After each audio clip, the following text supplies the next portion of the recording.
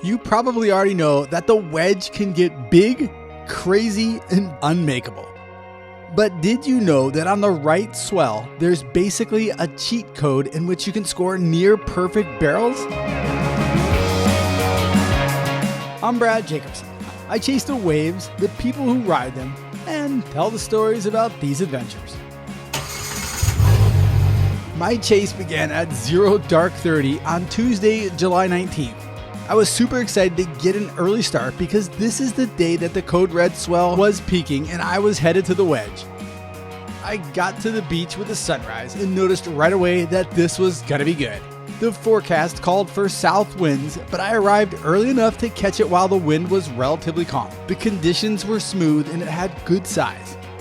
The wedge is one of my favorite spots to film because you can feel the power simply standing on the beach. Her sheer power can literally rip the wetsuit off your back and leave you bewildered back on the sand, questioning why you paddle out at all. There's also an added excitement level because these guys and gals are basically dropping off a 3-story ledge and landing in shallow water. And for more personal reasons, I love filming the wedge because of the background. From my angle, I'm able to catch the wave, the jetty, and the Corona del Mar cliffs. It's hard to find surf spots that I can film looking directly into the wave.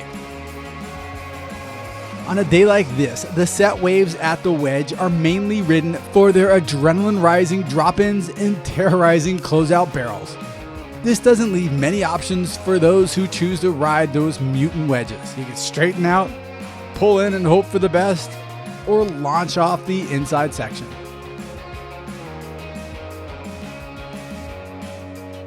Less than a handful of these set waves are actually ridden successfully, but when it happens, you're kind of standing there in awe going, whoa, that guy actually made that one.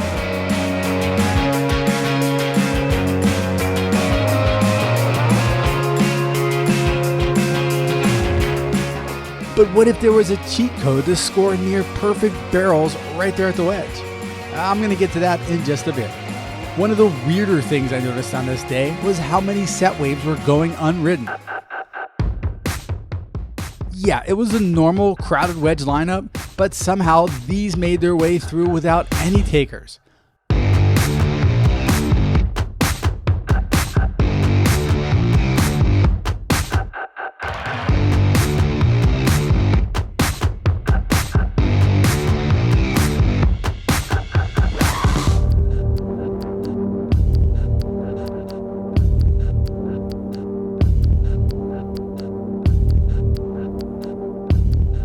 Cylinders, which is just a rock's throw away from the wedge, had some huge sets roll through as well.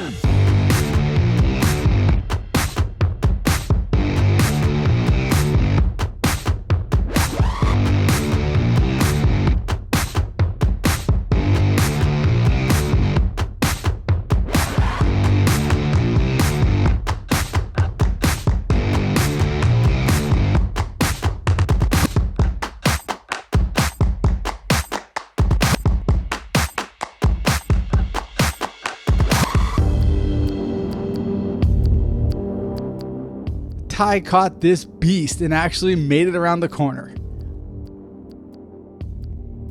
This little guy saw that and wanted to give it a try, only it just didn't turn out as well.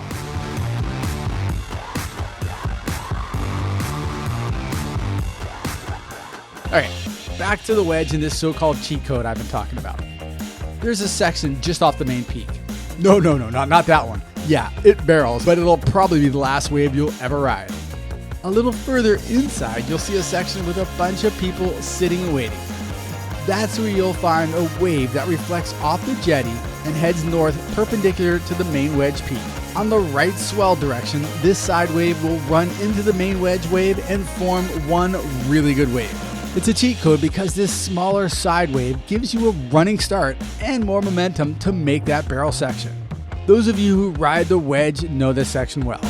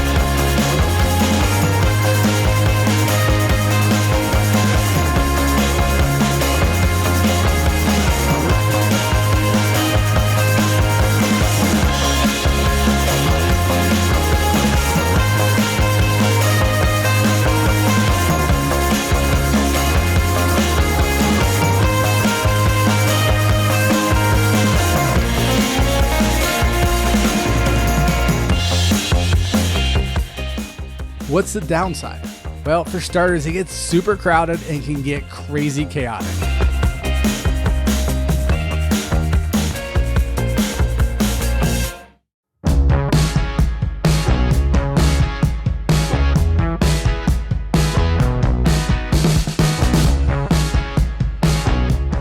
Then you also have people already up and riding from the main peak while you're attempting to chip shot it in from the side.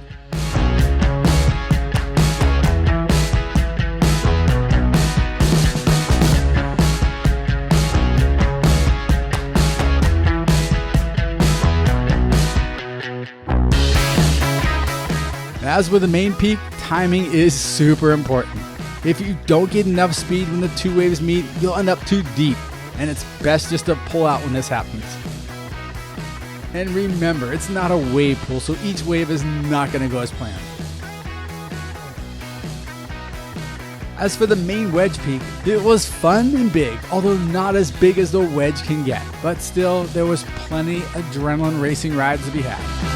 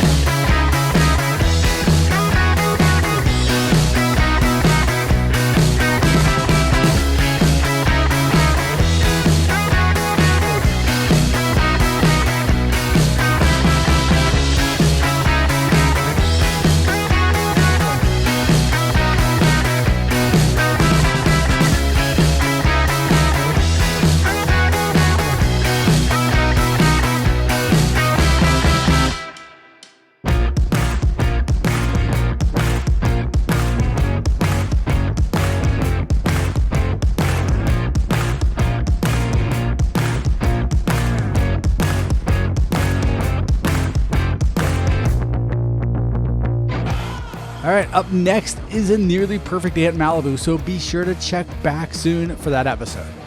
Thanks for watching. I'm Brad Jacobson, and I'll see you on the sand.